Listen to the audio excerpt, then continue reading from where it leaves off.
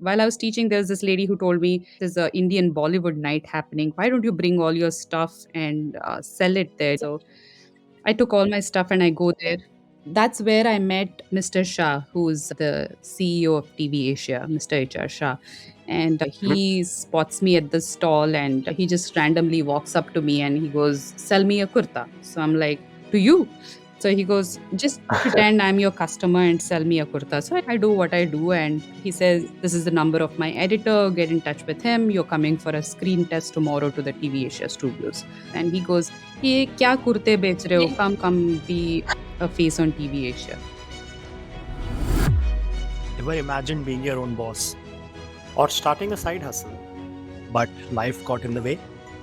Whether it's education loans, visa restrictions, family commitments, uncle auntie ka pressure, or the fear of failure, I've been there too, and maybe you have too. I'm Jai Desai, a partner, an immigrant, and most recently a papa with deep family ties in India. Welcome to the Hustlers podcast, where I sit down with immigrant, Desi entrepreneurs and unpack their journeys, the tough bits, and the secret sauce to their success in today's crazy world. Ready to find the courage to chase your dreams? Or just learn about interesting businesses Desi immigrants start? Subscribe now and share with your friends who need a dose of inspiration. Now let's get started. My guest today is Svasti Rao, also known as the Kurta Lady. Swasti has a small business based out of New Jersey for the last 5 years. But that's not where she started. Her journey started 20 years ago when Swasti, who studied journalism, moved to US after getting married, but soon found herself stuck in this country like thousands of other dependents, unable to work due to her visa. Imagine coming from a bustling Mumbai city to a cold and dead neighborhood of Detroit where you have no friends or family. Her mental health started taking a toll, so she got out and found herself an unpaid internship. Things were looking up for a year, and the company she interned at wanted to offer her a job, but she couldn't take it up because of her dependent visa. So she had to quit and found herself back where she started, stuck in this big country in a cold city for another 2 years. This time she couldn't take it and she was ready to move back to India when a friend suggested trying Canada where she could work. So they packed their bags and moved across the border to a small town called Windsor. But there were not many job opportunities in this small town, so she started studying to become an early childhood education teacher while working a sales job selling appliances in a store to support her education. Now imagine you are a Desi introvert and are now doing a 100% commission based sales job in a white dominated small town in Canada. It was tough, but it was important to support her education, to become a teacher, and also contribute to household income. Finally, after her education, she was able to find a full-time job at a Montessori and also had her first child. Quite a hustle already. She was feeling settled in, but this didn't last too long as well. Her husband had found a good opportunity in New Jersey post his MBA, and they moved again. Fortunately, she could now work in USA because of Obama administration's program to allow spouses to work on dependent visa. Let's hear more from her on how she started Kurta Lady while managing two kids, a teaching job in a new place. Hello, Swasti. Welcome to the Hustlers podcast. Thank you for being my guest today. Can you please introduce yourself to our audience? Hi, Jay. Thanks for having me. My name is Svasti, and I own a New Jersey based small business called the Kurta Lady. And I've been doing this for the last 4 or 5 years now. So, when and how did you start? Basically, what happened was in between when I was working for the school, I had also started my Kurta Lady business on a side hustle. It was a very small collection and it was mostly for all my friends and the neighborhood ladies. It was just a small Facebook page, but it was going well for me in the sense the smaller collections would sell out. I would get something again. And so I was doing it as a side hustle while I was teaching. And while I was teaching, there was this lady who told me, "Hey, there's a Indian Bollywood night happening. Why don't you bring all your stuff and sell it there?" So I took all my stuff and I go there. That's where I met Mr. Shah, who's the CEO of TV Asia, Mr. HR Shah. And Mhm. he spots me at the stall and he just randomly walks up to me and he goes, "Sell me a kurta." So I'm like, "To you?" So he goes, "Just pretend I'm your customer and sell me a kurta." So I do what I do. And he says, "This is the number of my editor. Get in touch with him. You're coming for a screen test tomorrow to the TV Asia studios." So this was back in early 2019 when I had just started this business. And he goes, "Ye kya kurte bech rahe ho? Come be a face on TV Asia." So I never quit Kurta Lady, although I started TV Asia again as a side gig because it was more like reporting when they needed a reporter to go report for an event or anchor a show if they Oh, so needed now, somebody. just to be clear, now you are doing three jobs, Correct, right? correct. You're selling Yeah, I was kurtas. selling Awesome. kurtas, I was doing this. And managing two Yeah, kids. yeah, and managing two kids. It was not a lot on me only because I had tailored my time in such a way that I would only work 5 hours at the school. And this Okay. TV Asia gig was more like once or twice a week where they had to have me go out and report and stuff like that or come out to their studios.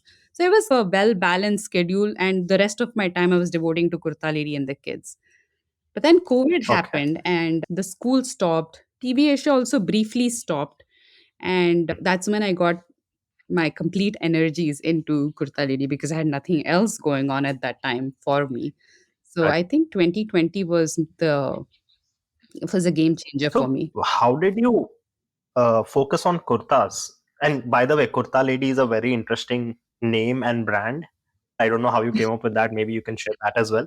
But how did you niche down on kurtas? So basically, I had to find kurtas for myself. So I'm one of those who doesn't wear something very loud, and neither am I very toned down. I like something in between. And in New Jersey, I just couldn't find what I liked, which was classy, simple kurtas in New Jersey and online. Because here in New Jersey, Hmm. you get a lot of opportunities to go to Indian events, and I had to go to a few, and I didn't have clothes. Mom body, I had changed Hmm. a lot, so I didn't have anything that fit me.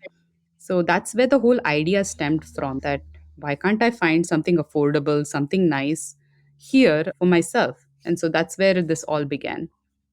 You said now you are focusing full time on Kurta Lady. Mhm. So what did you change when you say focusing full? In 2020 March, when everything shut down, I had this small collection sitting in front of me, and I'm like, okay, I have 8 or 10 designs max. And if I'm a lady and I'm trying to browse a store or a website, would I be happy just looking at 8, 10 designs? As a woman, I like to see more colors, more designs, a wider variety. And I myself found that no, this is not going to work. Hmm. Just having just so much. So I wanted to expand my product line. I wanted to bring in more styles and designs. And so I started my research on how can I do this. I wanted to still keep that affordable price point because I'm a conscious shopper myself. I don't spend unnecessarily. So my price point has always been the $20 $25 product line kurtas, where once you buy it, they're good for the next 2 3 years. The quality should be good. I wash and wear them multiple times. At $20 $25, even if I buy 4 5 kurtas, I've Right. spent $100. I'm not feeling very bad about it. I'm happy, and I want those customers to come back to me. And that's how I built my clientele. They come back to me every 3 4 months for new designs, a new collection. They'll again come buy 5 or 6 kurtas, spend $100 $120. They feel good about it, and they go back, and then they spread the word. So that was my whole motivation. I wanted to bring in this product line where it's affordable, it's trendy, it's something that's selling in India, because India is where everything's happening. That's where my styles Hmm. are being born. And that was another thing I noticed, Jay. Over here they were selling outdated stuff, as in kurtas or styles that worked maybe 3 years ago. And I'm like, why am I Okay. buying outdated designs here? I want to buy the latest. That's what Indian women are Hmm. wearing. I want to wear it here. So why wait to go to India and shop, right? I wanted the women to be able to shop here for the same price or maybe few dollars more, but give them the satisfaction of wearing the same kind of quality, same kind of designs. Okay. That's where the research started, and that's how it all began in 2020. I spent a lot of time figuring out what is it that will work for me in terms of quality, styles, prices. the trends, and that's where I started investing my time and effort. And in the next few months, it was more like identifying vendors, identifying these small business owners who were willing to work with me or come up with designs for me or work with designs for me. So things like that was the year for me, 2020. Now you're working on establishing the business, you're figuring out you need to add more variety, more collection, and things like that. Mhm. So then, how did you go about sourcing? So sourcing was a huge challenge for me because one is, will they do what you expect them to do in terms of quality and design, and also keeping it at that cost point that I wanted the finished product to come at. So those were a few challenges, but I was able to identify a few small businesses in Bombay and Delhi. So these are women-owned small Okay. businesses, Jay. The one lady I work with, between her and I, we designed the everyday wear collection. And she has Okay. a small scale, like a factory, you could call it, in Bombay. And she pretty much does the back end work for me. So once the design process is done, once we've identified what fabric and stuff, she gets them stitched for me. One other thing was, how did you find your clientele initially, right? When you were testing out this Mhm. idea, where did you go and sell? So initially it was word of mouth. I just my own friends, their friend circle. I had these incentives, get a friend along and both of you get X dollars off or whatever. So that's how I started. And also I did a few go out there and put stalls, these small melas and community events and stuff like that. So people would know that I'm out here. But it was very small. Like I said, it was, I could count the number of customers I had at that time. And then I started the Facebook page, which helped get in some audiences from local Okay. NJ, New York area. Yeah, it was very small. And those are the folks who have stayed with me. Those are my core customers, some 50, 60 of them. So it was a very Okay. small circle. But thanks to them and their own network, I was able to expand. So you are sourcing from India because you mentioned India is where everything is happening. So how is that working for you? How are you able to find people, coordinate, and stuff? So a few trips to India helped with that, Jay. I had to go make trips in to India, meet some of these vendors I work with. A few of them are in Surat in Gujarat, and some in Bombay, some in Delhi. So I went and established that connection with them. Once I had identified them, I spoke with them, of course, online, and then I went and met them in person, saw their setup, the way they operate, etc. And I have done small batches with all of them before I order anything big. And that's how it's been going for now. Clothes is something where sizing really matters, right? How did you figure that out? Sizing is a huge challenge. And with the everyday wear collection, we solve that problem because we manufacture it on our own. From small to say double XL, those are our typical sizes. The size chart is given, and the kurtas are made to measure. So if you measure yourself, you look at the size chart, you can never go wrong. Based on sizes, I very rarely get returns. So did you go through the process of, are you have you now registered your business and stuff? Yeah, yeah, I'm a Uh, registered LLC in the state of New Jersey. And I have the US patent for the Kurta Lady as well. So the USPTO process was done, and I did it myself. And I'm very proud of that because people asked me to go get a lawyer. And then I saw the lawyer fees to get a patent done. I was like, no way I'm paying a lawyer that much money. and so lot of factors, right? COVID and stuff. Was that moment where you realized this is something that I want to pursue? I was actually enjoying my time in TV Asia. Once the COVID thing settled, we continued our work with TV Asia in the sense I still would go to the studio, record my new show. I was managing their social media page and things were going good while Kurta Lady was also doing well on the side. But then between 21 summer to the end of 2021, things started Hmm. changing in terms Kurta Lady was growing and I was adding more selection. The customer base grew, the orders grew, and I was finding it hard, but I was still as a full-time content creator Hmm. myself on social media, doing Kurta Lady and managing TV Asia. It was getting challenging. And I think 2022 was the year when I was stretched to the max. I still did it because I was like, I can do it. I'm young. I can push myself. Hmm. And I did do it. And I think that was when, towards the end, it started affecting my health, Jay. And that's probably when I said, you know what, for my own good, I need to pick what I want to do. Because when the health started like taking a sharp Hmm. decline, as oh no, I've done this to myself, I actually burnt out, I would say that, because I had never experienced that before. And so that's when I Hmm. consciously made a decision to take care of myself and understand what is it that I want in terms of priorities. And once I had gotten that confidence that this is going to go right, my business that is, I wanted to take a leap of faith. And I said, you know what, if not now, when? So I would say 2022 was like that make or break year for me. And I had to quit TV Asia at that point. I'm very curious about that decision where on one side it was TV Asia. I'm sure you're liking that gig. You Right. studied 20 years ago Right. for this. What was the most convincing factor? Was it like betting on yourself and having that independence, or was it money? Were you already making more money through Kurta Lady versus your job? What are some of the key things? Actually, I was making more money working than I was with Kurta Lady. Okay. But at one point, I would say both of them were paying me enough, but I had to Hmm. make that decision. There were two things. One was health. The other was I wasn't able to spend time with my boys at all. Between the two jobs, I was being pushed and pulled so much. And also being a content creator, I barely had any time for forget myself, even for my kids. I had to, it was not money, it was more a decision for my mental sanity, my health, and what is it that I care about the most. For me, it was my boys, my family, my health.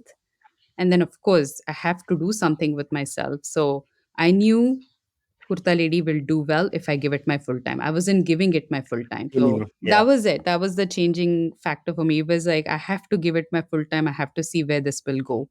I've given myself five Nice. Okay. years. And So this is year two of five. you took that decision, but was there like a backup for you, or was there like a backup plan in case things didn't work out? No, Or actually, I had no backup plan. The only backup plan was if it doesn't work out, I know that I at least I tried, because in my heart, I did not want to have that regret that I never gave it a full chance. But for that moment, Hmm. I was just being present at that moment and I took that decision in that moment. It was really hard though, because quitting TV Asia was not easy. So I would walk into an Indian grocery store and people would recognize me here in New Jersey because they're like, we've seen her somewhere. Wow. It's nice. You like that. And all of a sudden, it to quit all of that and walk away, it was not easy. Nice. Okay. You were talking about content creation as well. Mhm. What was the point that you grew beyond your physical community, and how did that happen? I think social media helped me a lot to propel me there. I was again a very shy content creator. I did very little. But when I got onto TV Asia and suddenly that confidence of being in front of the camera, being able to read a 30-minute newscast or go report, those kind of things just gave me that extra confidence that I probably needed. And that's when I think my social media appearance, and you will see if you notice or if you see my social media page, that I haven't changed or deleted or done anything. You'll see the growth, Mhm. you'll see how I started versus where I am today. And I'm really proud of that fact that I pushed myself and I came out of that zone where I was shy, timid, and not very confident to showcase my own products. So I think TV Asia gave me that confidence, and yeah, I think social Yeah, media and helped me grow social beyond my own community. yeah, and social media is not kind, right? Always, and that's True, a tough part as true. well. All of those You have struggles. to put yourself out. Yeah, yeah, I agree. All right, Swasti. So you started growing your audience via social media, right? Mhm. Can you tell us the platforms you used to get started? So initially it was all Facebook. I was afraid to get on Instagram because I just thought Instagram was more for the younger folks. And Okay. I don't know why I had that conception around Instagram. But for me, Facebook was actually very successful on Facebook. So and I was extremely comfortable because I had started Facebook a while ago. And it was just starting off the Kurta Lady page there and growing my audience from there. But then once I had some content and purpose on that page, I started putting in a lot of effort. And I saw the local Yeah. folks started following me, and that's how the following slowly grew. It was not like overnight I had a few followers and grow from 100 to 1,000. It's still at like about I believe 7,500 or 8,000 people on Facebook. And even till date, a lot of Right. conversions happen actually via Facebook more than Instagram for Okay. me. But then But now you have more followers on Instagram, right? yes, I do. Yeah. But then I realized that I need to experiment and get on to Instagram as well. So initially, I was very afraid to post anything on there. It Hmm. was basically just kurtas on mannequins. And I would just write a brief write up on the product itself and have people DM me for inquiries or prices or whatever. And that's how it all started on Interesting. Instagram. And just my immediate friends, family started following me. You mentioned your personality, right? Mhm. You are shy, introvert, but were you always active on Facebook, posting your personal pictures or stories online before you started this Kurta Lady page? Was there any kind of you didn't want to put yourself out there kind of situation, but you still wanted to do the business? Right, of course, the personal page was mostly devoted to family pictures and kids' pictures. So that was very comfortable. But when it came to just it being only me or only about me and me wearing something, Mm. it was still a very difficult proposition. But for Facebook, I had already started on Facebook on a personal front. So it was easier Mm. that way. But Insta was the more challenging part for me. Okay. And Insta, you started with posting mannequins Yeah, and not yourself. yeah, But on Facebook, you were already posting your own pictures, yeah, yeah, like as a Kurta lady. yeah. So why was that? Now that you were already comfortable, at least on Facebook, Hmm. and you had those good pictures, right? You don't have to recreate new Right. pictures, but you did recreate new pictures just because Instagram is a new platform. And Yeah. so, how did that Intimidating. happen? It was just intimidating for me. I don't know why, but Insta always felt I was overwhelmed. I was looking at other people's pictures and videos, and I was like, I can know and come nowhere close to any of this. So for me, I was just hiding behind that mannequin. So I was like, I'll just post the product picture. Don't need to see me. So So, that was the whole thing behind starting off on Insta. I was just afraid.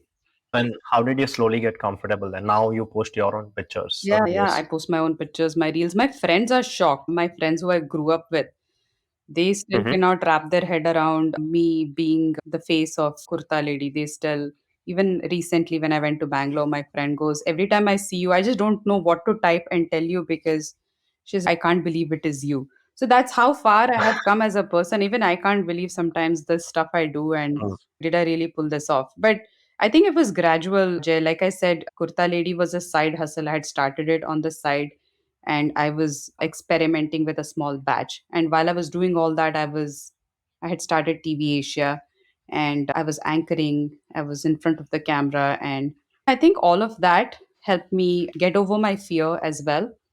Not just being shy and introvert, but just being overwhelmed with Instagram as a platform. I think all of those experiences helped me get out of it. Yeah, so for me, usually, right? For me, like you've seen my page, I am a faceless page for Mhm. now, and that's my same Mhm. problem too. And I wasn't active on any social media platform until like very recently when I just decided to start this. Mhm. And usually my hesitation comes from not the strangers. There are friends who don't know that I am doing this. And Yeah. for me, it's the opposite. Like I don't want my friends and family to To see. know you. That's the Oh, first thing. okay. Yeah, that has Yeah, always that's been on the back of my mind too. It's not just what strangers are thinking about me. It's about maybe my aunt is seeing this page or maybe my right. cousin is looking at me and I'm like, oh my God, what will they be thinking about me? And it has taken me a long time, honestly, maybe the last 3, 4 years to say what people will keep talking, people will say what they have to say. You do what you have to do. If you think it Right. is okay, Yeah. if you're conscious and you think it is okay, it's okay. So that's how it's still hard, but that's how I have calmed myself and I Yeah. present myself that way now. So that's been your journey. You get comfortable, but at some point you're like the mannequin goes away and you come into the picture now because Right. it's fine. You have to do what you have to do. Yeah. So I know you mentioned Facebook growth was organic, Mhm. right? And you have 7,500 likes or Yeah. followers on the page. Yeah. But Instagram, you have many more, right? I think right Yeah. now. Yeah. About 20,000 and Was change. Yeah, was there like a viral moment on Instagram or was that gradual? Initially, like anybody else, I struggled with growing the follower count.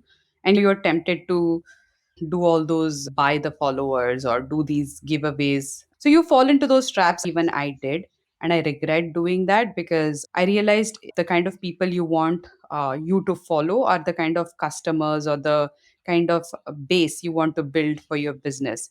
And then I gave up on all of that. I'll grow organically. It's fine. It might take me a long time. So I got rid of a lot of followers. I was just focusing on building my brand. And I think last year, Stories of South Asians, this is another page on Instagram. She Yes, contacted yes. me and she wanted to do a story on me. So it was such a casual conversation. I never took anything seriously. She asked me to send a bunch of pictures and stuff. I and videos. I did whatever I could. And that post actually catapulted, or I would say, make my name and brand go viral. And overnight, like within 2, 3 weeks, or maybe a month, I got 4,000 to 5,000 new followers, just thanks to that one Awesome. particular reel. So I was at 16,000 followers. I was very happy with that. Then all of a sudden, that reel happened, and I just realized the power of storytelling, the way she put Hmm. my story out there. And oh my God, the amount of DMs I got with people telling me the kind of stories and just drawing parallel from my life story itself.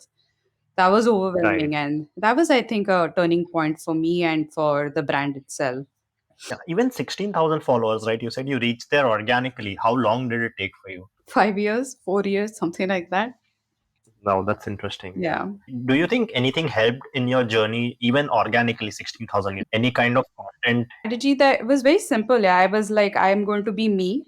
So let me involve my audience in my life story itself, my day to day, my struggles, and then somehow spin the small business journey. So I took my followers through my TV Asia days, through my being a teacher, being a journalist, being an anchor behind the scenes, struggling with trying to make it on time to the bus stops and picking up my Hmm. kids, to driving them to soccer practice or swim, and then running back home to attend to a customer who wanted a kurta ASAP, to shipping and delivery during Diwali time when people order last minute and expect their kurta to be delivered the next day.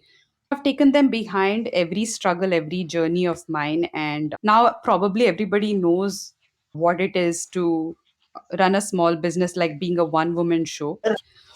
So, You were actively sharing all these things, right. was it? Like Yeah, you on were actively stories. sharing Yeah, yeah. If you see my stories, it's all about my day to day affairs, from everything. what I eat and drink to it's not that boring from but it's trying to tell them it's just not dressing up and looking good in a kurta. There is so much more that goes on behind the scenes. So I take Okay, so them. you are being vulnerable out there and Correct. sharing Correct. your. Correct. Sharing my That's stuff. And exactly. that's how I think it all grew. I would see people like they see ladies following me, and I would reach out to each one initially, at least I had the time. I would reach out to them and ask them why did they follow me? What inspired them Hmm. to hit that follow Oh, button? interesting.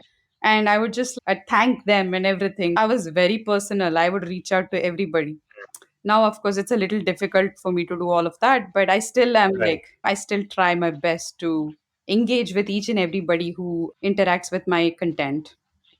But that's a very interesting approach. That's what connects with people, like Yeah. people on the sidelines who are watching and who want to do something that you are. What else did you have to do for your business that you wouldn't have done otherwise? So social media was one, right? Mhm. Where you're getting out of your comfort zone and posting there. Right. What are some other things you have done for your business?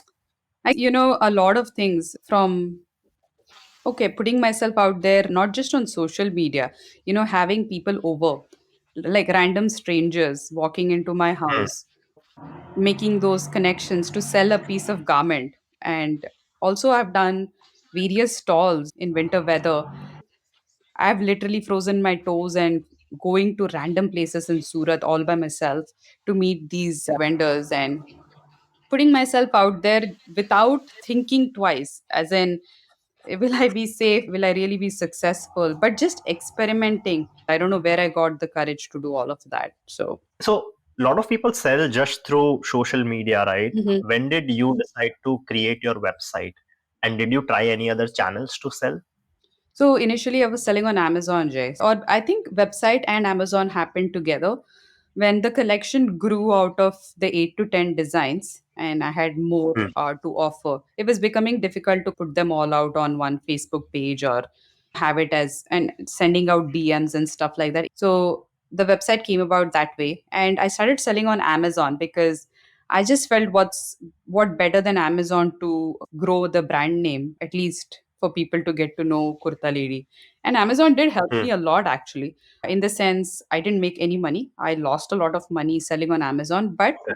the Kurta Lady name grew because a lot of Okay. organic traffic came from Amazon straight to my website, and a lot of conversions happen that way. But on selling on Amazon itself is not for small businesses, at least not so small as a person for me, because you need a lot of money and you need to invest a lot more into the inventory, because Amazon wants you to stock huge inventory, and I don't Okay. believe in keeping a lot with me because I want Hmm. to turn it around and bring in fresh inventory. So I gambled and I did Amazon for a year, but it didn't work out for me. That's interesting, the Amazon journey where Yeah. you lost money but gained your followers and Right. built the brand. Right. I know you're still building, Hmm. and but you have five-star reviews on Google, and it's Hmm. close to what, 150, 200 reviews, which are all five-star reviews, Yeah. which is like very that's rare to me. Yeah. I and everyone has nice things to say. What do you think is the secret to that? I speak to all my customers, Jay. It's each and every one of them knows me personally. Whoever has shopped with me, of course, the online ones, maybe I might not have that personal connection. But people who walk into the store and buy from me, which is actually a huge chunk of my client, the NJ, local NJ, Philly, New York area clients who come to me on a regular basis. These are the women who have written five-star reviews for me because they know how I treat them and the customer service they get from my end. It's not okay, they have a small alteration to make. I will help them with that. I may not be able to stitch it for them, but I know I've tied up with people around here. So I'll help them with that. They have an event to go to. They have no clue what they should be wearing. I've helped them style the entire outfit head to toe. They have a budget that they need to stick under. And I have helped them come within that budget itself. So many things. It's like I have drawn some kind of a personal connection with each and every one of them. And so that's why they come back to me again and again. And that's why you see those Google reviews. And what parts of the business do you enjoy the most? Because you're running the show by yourself, Yeah. and there are many things to do, right? I think customer interaction is my favorite part when I have to help a customer. Like if they come to Okay. me clueless, as in what should I wear to this occasion, helping them design an outfit, mixing, matching, putting the jewelry together for them, and doing the whole 9 yards. That's something that makes me more excited and makes me happy that to bring that smile on their face that, like, wow, I didn't think of this and she could put this together so easily. So that is probably Okay, my favorite part, that face to face with the customer. that's actually pretty interesting. What customer insights have you gained so far? You gained. Like figure flattering outfits or figure flattering styles. So initially, I used to get in a lot of different types of anarkalis, for example, and they never worked for me. I didn't realize why, because I would wear them Hmm. and I would like the way it fit and felt and etc. And I realized a lot of people don't like to look fat. They don't like to look bulky. Anarkali makes them look bulky. It's only meant for a certain kind of people. So I've learned the styles that I still do bring anarkali. It's just that I don't bring it in bigger sizes, for example. So I'll Okay. bring it for the smaller folks, the small to medium, maybe large. But so things like that. What is it that people are comfortable wearing in terms of necklines? And a lot of women don't like sleeveless here. I didn't know that either. I was surprised that they don't like to wear sleeveless. And I also have a sense of fabric because living here in the States, I know what fabrics work for us and what fabric won't. Hmm. For example, I don't want any fabric that needs to be dry cleaned because dry cleaning here is more It's expensive expensive. than Yeah, buying the actual outfit. So things like that. I've also grown with the customers in terms of designs and styles. definitely. And who is your typical customer over here? Like age range or their They profile. Most of my customers are in the biggest clientele, the late 30s to early 40s. These are women who have probably lived most of their lives, like their first 20, 25 years in India. They've gotten married and come here.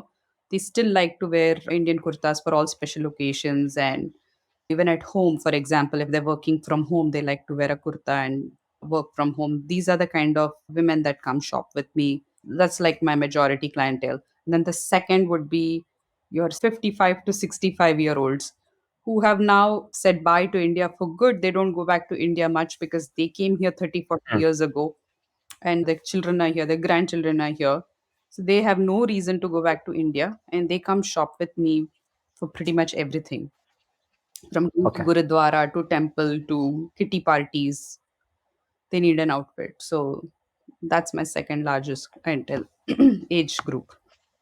I had my entire collection was short kurtis and casual wear long kurtas because short kurtis is something that I wanted to address the Western population as well. If they want to wear something Indian, now there is a huge chunk in NJ where the spouse would have gotten married to an American, for example, and then the girl wants to wear something Indian, but she doesn't want to wear something really elaborate. So I wanted to have something for my Western audiences as well. And there are a lot of people who travel to India, for example. Recently, I had this girl shop with me. She's traveling to India with a group of other girls. They're Caucasians who are Okay. going as a group to India to travel. And they wanted short kurtis and comfortable cotton kurtas because they're like, we're going to India, we want to dress Right. comfortably and like them. So they bought a bunch. So I have always tried to get a little bit of Western influence into the outfits only so that I can address that audience as well. How do you design for diversity, right? India being India, so diverse, and I'm sure your clientele, you get people from all kinds of Right. states back in India. So initially, I did not really focus on the diversity part of it. Initially, it was more driven with the fact that Indian women like cotton kurtas, they like comfortable, soft fabric, and trendy designs that can be worn over jeans. Like it has to be very trendy, wherein even if I wear the kurta out here with jeans in the US, it'll still be something that people are not going to turn around and look at me twice. I'm still comfortable wearing that. So my focus was short kurtas and the knee length kurtas that could be worn on jeans. But eventually I diversified into okay, let's get some chicken kari kurtis in because those are classic and they are timeless kurtis. Let's Hmm. get some block prints and let's do bandhani. So in the summer months, I experiment with all these different designs and fabrics and I try to address everyone's needs. What has been your largest investment so far? I think it's the inventory, right? I have to, when I get the inventory in, I have to pay these guys in full upfront. So, especially when it comes to festive collection, those are expensive stuff. Of course, the website, I learned it and I did it on my own, but then eventually I realized it's a developer's job and I had to invest some money into that and get it all redone the right way. So, those were my bigger. And how much was the initial investment, with the website and the inventory and all of that? I would say between $5,000 to $6,000 on the website, and inventory has been huge. It's inventory is probably my biggest investment. From the time I've started, I've probably spent over 200 to $50,000.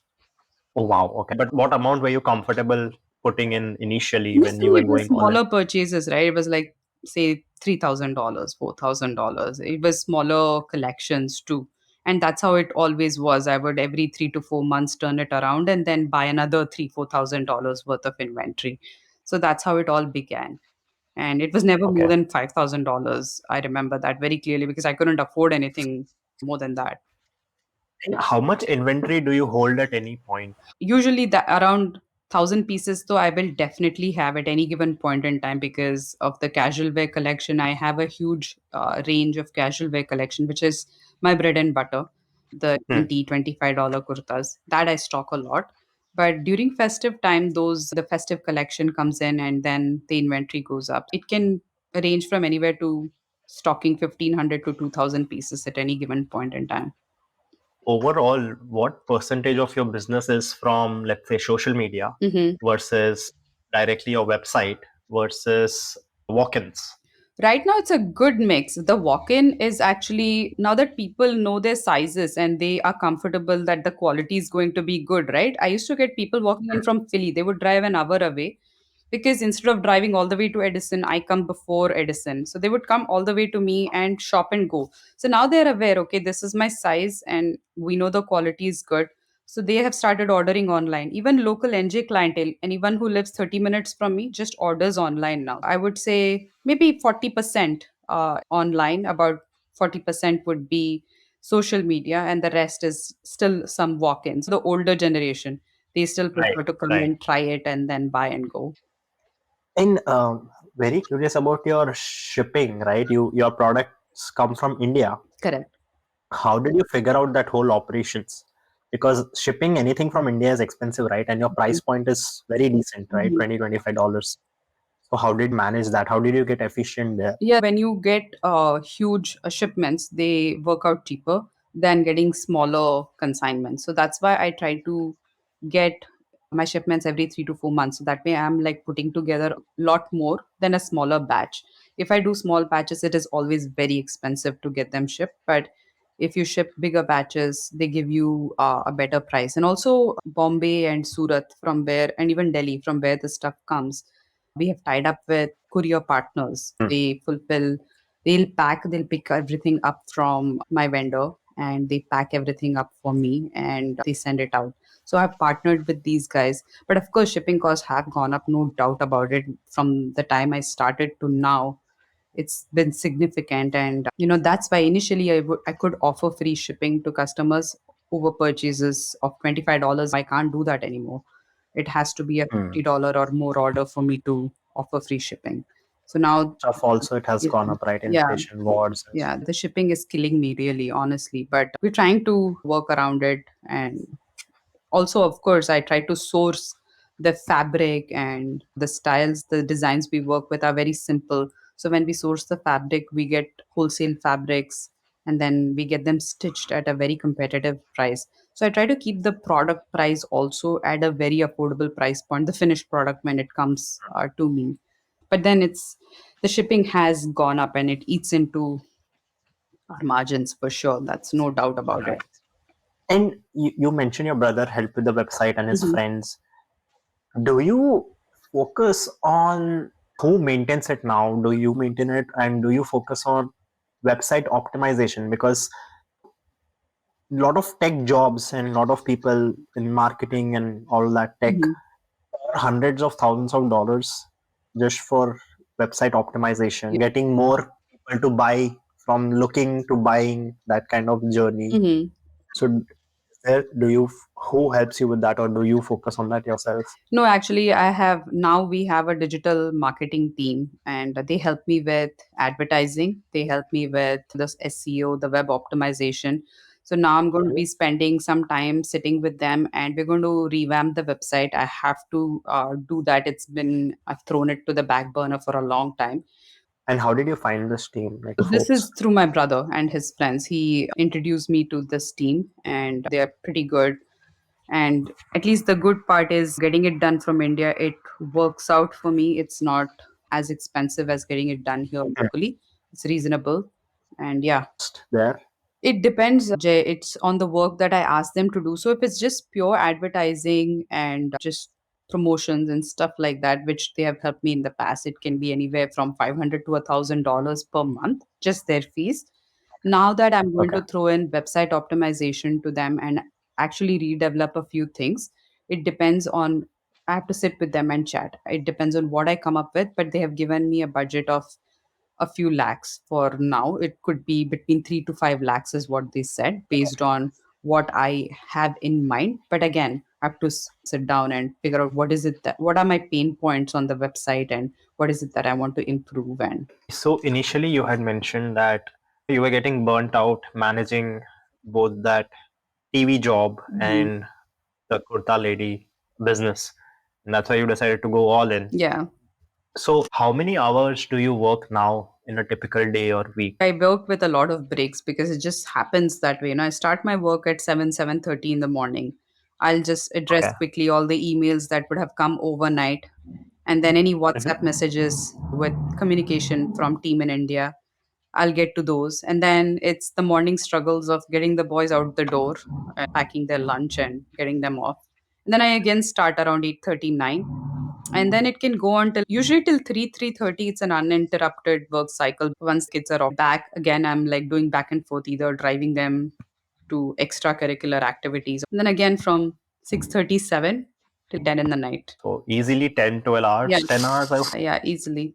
And some days more, everybody's asleep. I'll just sit up and just finish if I had something that was pending for the day. You say you're working more now compared to when you were burnt out. Oh, yeah, definitely. But the only thing, the comfort being, I'm doing it from home. I'm doing it at my own pace.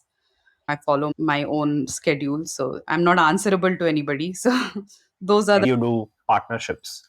Like you're an influencer now, right? Reaching that size of audience. Mhm. When did you start getting those sponsorships that you were paid for? People started approaching when I had 4, 5,000 followers. It was not like a lot of money initially, but you're happy with that because it's like an hour of your time and you made $100. Okay. I know that you're a Bollywood fan, Yeah. right? Does that show up in your work? Yeah, yeah, it's hugely influenced by Bollywood, and I think all Desis are. I don't think Yeah, any Desi that can say I don't have the Bollywood fever. At some point, yeah, yeah. you have that craze. So I have always had that growing up, and I lived in Bombay, and so I've always been a huge Bollywood buff, and that's probably my go-to for trend following also to see what the celebs are wearing and what's in, what's out, and colors and styles. And so that also gives me an idea of what I should be planning ahead and what are people liking or wanting to wear. I like Alia's style. So I think her makeup and stuff I had tried to recreate. So a lot of celeb makeups is what influences the final look or how I want to style a look. Even the kurtas they wear, I follow them on their pages to see the kind of Indian wear they're wearing at the moment. And those help me figure out even colors and styles for my upcoming collection. So some of the spring wear that is coming out is influenced by what these girls wore in their latest movies. So when you started off, right, did you go through moments of doubt, which is, why am I doing this, or is this worth it? And how frequently that happened? In the beginning, it was almost every day. Even now, Okay. sometimes it's like when I look at the month, like January go by, and I'm like, I have a goal in mind for every month. At least I set realistic goals. It's not oh I need to do $20,000, but some realistic goals, and I don't meet it, and I'm like, yeah, 9 to 5 job chhod diya. I should have just stuck to that, and you are assured of a paycheck at the end of the day. Here, it's you're Hmm. gambling with so many things, and but then I just go back and I reflect on the entire journey where I started to where I have come. And I'm like, Hmm. it has taken me 4, 5 years to get here. So obviously, if I put in this another 4, 5 years into this, I'm sure I can go more ahead. So of course, there are these stages of doubt, which I guess everybody goes through, and I feel extremely lonely. And who do I talk to? Thing, but then I talk to myself and I get out of it as well. So you just see progress you have made over, Yeah, I reflect back and on my journey because that's the only way to see your progress over the months, over the years. but did you ever feel like quitting? Let's just not do it anymore. Did it ever get Oh overwhelming? yeah, oh yeah. Like maybe 2, 3 years into it, and I was like, it is just too much for me. And there were days, there were actually weeks without sales, and I used to go into depression, and I would be like, what have I gotten myself into? I'm still not, I haven't invested that much time and energy yet. I can get out of it and let me just call it quits. Oh, yeah, I've gone through all of those. So, And 2 3 years in, so that's quite some. yeah. Oh, yeah. Again, Yeah. no. Even now, some And days it's like end of December or like the first week of January. It was a bad phase for me too. My dad was going through some stuff, and I was like, why am I doing all of okay, this? Just call it quits and get going. yeah, no, that's definitely tough, right? And especially when your family, you're seeing some things happening around, and Yeah. you have to do this as well. Because in a job, you could just take a leave and not care about the job. Correct. But Correct.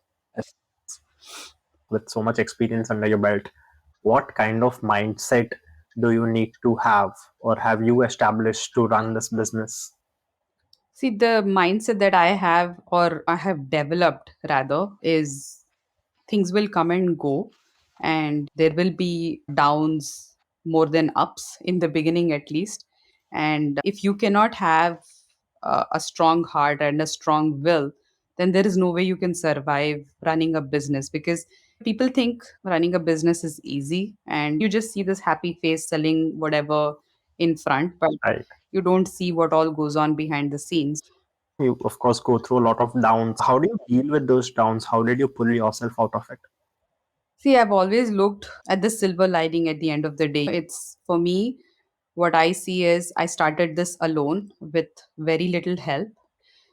I have brought it to this stage. Going forward, I have a vision to build this brand and grow it further. And now I'm getting in people. I'm also going to start looking at hiring somebody, maybe part time, to start off with, to help me with the day to day stuff. And so that way, at least I can focus on other things. So now that I know this is work for me and this is growing, and of course, no baby grows from the day it's born to a 21-year-old just like that. It takes 21 years to become a 21-year-old. Yeah. Just like that, I'm like baby steps, but I will get there and take all my lessons, of course, all the failures first, because I have learned from that. And also, I reflect on the successes because that's what keeps me going. What is like a good day for you, and what is like a bad day now that you have established yourself so much? A good day would be like seeing great sales on the website. For me, I've always focused my energies on growing the website, although a lot of customers walk in and buy. For me, a good day on the site would be a good day overall to close with. A bad day is always no sales, but then I again look back at why did this day not work out for me, or what happened? What could I have done better? That's how I look at it now. But then bad days are tough to deal. Yeah. Any big lessons for someone starting off? I would say if you're sure you want to do this, do a business or start something new or whatever it may be, if you're really sure, then put in the time to research and put in that extra effort to study and understand things and understand your market, understand what you want to do or trying to do before you fully get into it. Because I have done the research and studies after. I just started it off on a whim and I was like, let's just see how this goes. I think it was more like an experiment. I wouldn't say go Hmm. that route because studying and helping yourself understand the market or understanding the business or whatever it is that you're trying to get into gave me a wider or a good insight into what I should be doing and what I should not be doing or how should I be even approaching something. A lot of people skip that part because it's boring or I don't know, just time consuming.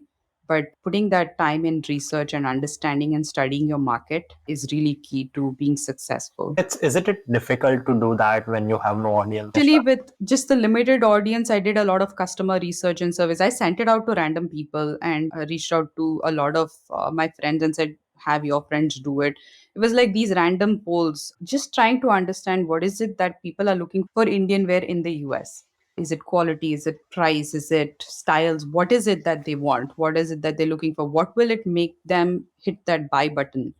How can I make them buy something? So just understanding the psyche of the customer, and women, especially women buyers, are difficult and very actually very difficult to understand. So that's where my struggle comes from. Right. So yeah. In what is like your confidence level now?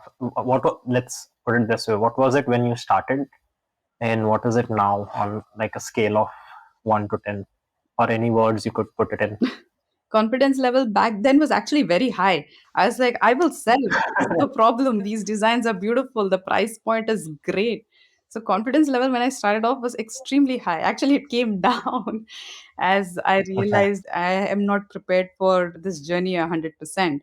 Right now, I'd say I'm at like a 6 or a 7 in terms of confidence. Last one. You weighed your options when you were in that TV anchoring job and now Hmm. the business. And you mentioned you were earning more back then with the job. Hmm. Have you surpassed that mark with your business? Yeah, definitely. Otherwise, I would have already said goodbye to this business. No, I gave myself a year to surpass my income. And now I've given myself 5 years to make it 5 times that at least. Yeah. Nice. So those are the goals, like small goals, but achievable goals. But yeah, Thank you so much for sharing and good luck with your goals. it's really nice talking and just makes me reflect. You don't really talk about all this every day. I've learned a lot from this conversation with Swasti. Like starting small, taking that leap of faith, and giving yourself a chance. Putting yourself out on social media is tough for everyone, even the established influencers that you see today. The importance of research. Most businesses fail because they either don't understand their customer or they don't do enough research. And how you can service your customers, connect with them on a deeper level, and build that trust and customer service which will grow your business. What did you learn out of this conversation? Let me know. You can reach out to me on pod.thehustlers@gmail.com or on Instagram at thehustlerspod. I will link the handles in the description. Now stay tuned for my next episode. Until then, enjoy the clips I post on Instagram and YouTube. Thank you and take care.